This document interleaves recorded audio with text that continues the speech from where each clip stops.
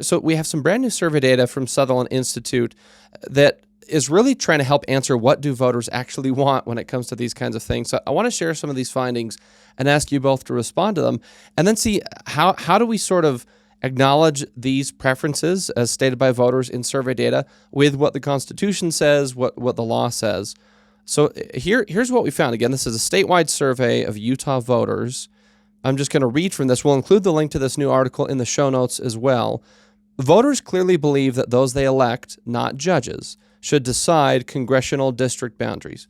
A majority of Utah voters either think that bodies elected by the people, 35%, or state-level elected officials, 21%, should be primarily responsible for congressional maps.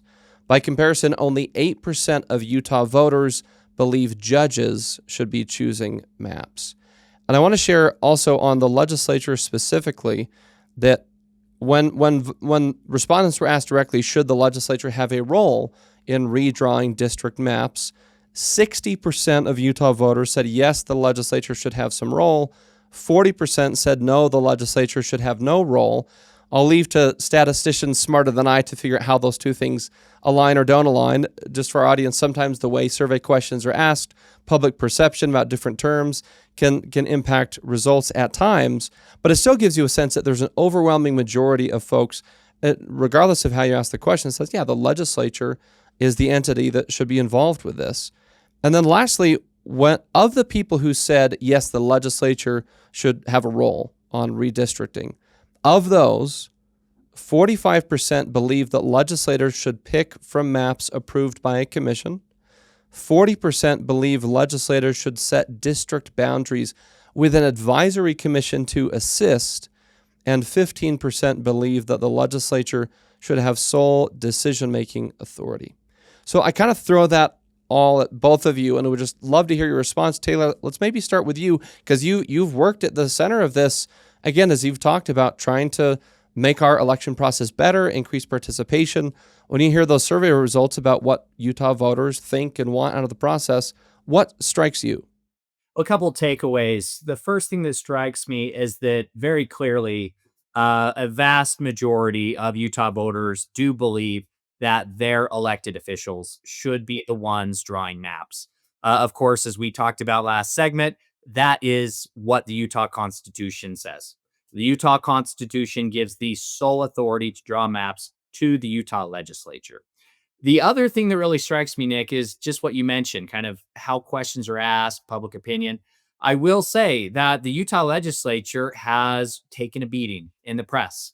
Now, some of it has been deserved. And I have been forthright with legislative leadership when I have told them that I think they have chosen a lot of the wrong battles at the wrong time, and they have lost most of them throughout this redistricting battle.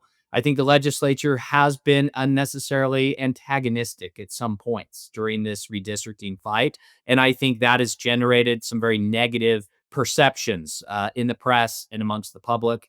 So I think that there's a reason why if you use the word legislature when you ask voters that question, it elicits a little bit of a different, more negative response. But still, even then, clearly, a vast majority of voters do agree and do understand that the Constitution gives that power to our state elected officials.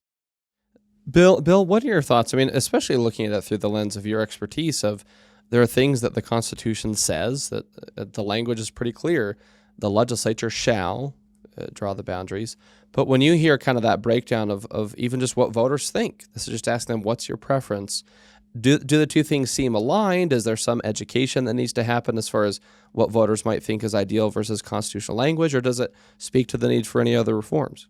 On the simplest questions, the data or that survey data seems to be completely consistent with the Constitution. The elected officials, whether we're thinking about the legislature or not, the Constitution says the legislature, and they are our elected officials, should make that decision. And it's not for judges to select maps or to create a sense of what they think may be partisan fairness.